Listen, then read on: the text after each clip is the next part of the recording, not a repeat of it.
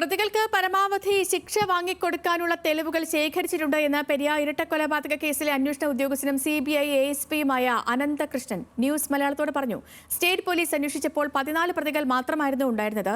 അത് CBI അന്വേഷണത്തിൽ 24 ആയെന്നും അദ്ദേഹം പറഞ്ഞു.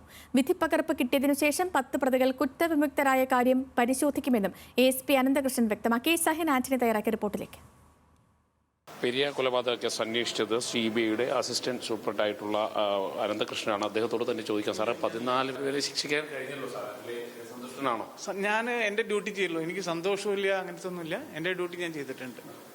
സാറേ പബ്ലിക് പ്രോസിക്യൂട്ടർ 10 പേര് ശിക്ഷിക്കപ്പെടാതെ കുറ്റവിമുക്തരായി എവിടെയെങ്കിലും ഒരു പാളിച്ച സംഭവിച്ചിട്ടുണ്ടോ? നമ്മുടെ സൈഡിൽ നിന്നൊന്നും ഇല്ല. ജഡ്ജിമെന്റ് നോക്കിയാലേ പറയാൻ പറ്റുള്ളൂ. ശക്തമായി എവിഡൻസ് കോടതിയുടെ മുമ്പാകെ കൊണ്ടുവന്നിട്ടുണ്ട്. അത് വിധി പരിശോധിച്ചതിന് ശേഷം മാത്രമേ അതിനെപ്പറ്റി എന്തെങ്കിലും ഒരു തീരുമാനം പറയാൻ പറ്റുള്ളൂ. വിധി നമ്മുടെ കയ്യിൽ കിട്ടിയില്ല, വിധി പകർപ്പ് നമ്മുടെ കയ്യിൽ കിട്ടിയില്ല. കിട്ടിയതിന് ശേഷം മാത്രം അത് പരിശോധിച്ച് ഒരു തീരുമാനത്തിലെത്തും. നമ്മളുടെ അന്വേഷണം കൃത്യമായി തന്നെ എല്ലാ മേഖലകളിലേക്കും നമുക്ക് എത്തിക്കാൻ കഴിയുന്നുള്ളതാണ്. Yes sir. ഈ ഗൂഢാലോചനയിൽ പങ്കെടുത്ത മുഴുവൻ ആളുകളെയും കേസിലേക്ക് കൊണ്ടുവരാൻ അത് വന്നിട്ടുണ്ട്. എൻ്റെ ഇതിന് കൊണ്ടുവന്നിട്ടുണ്ട്. ഈ CBIയുടെ കയ്യിലേക്ക് കേസ് എത്തുമ്പോഴുള്ള ഇതിൻ്റെ ഒരു അവസ്ഥ എങ്ങനെയായിരുന്നു സാറേ? ഈ പ്രതികളെ കുറിച്ച് ആ ഒരു അവസ്ഥ എങ്ങനെയായിരുന്നു? ഇല്ല, ഞങ്ങൾ സ്റ്റേറ്റ് പോലീസിന്റെ ചാർജ് ഷീറ്റ് എന്നാണ് തുടങ്ങിയത്. 14 പേരായിരുന്നു അതിലെ പ്രതികൾ. അവിടുന്നാണ് ഇത് 24 പ്രതികളായിട്ട് എത്തിയത്.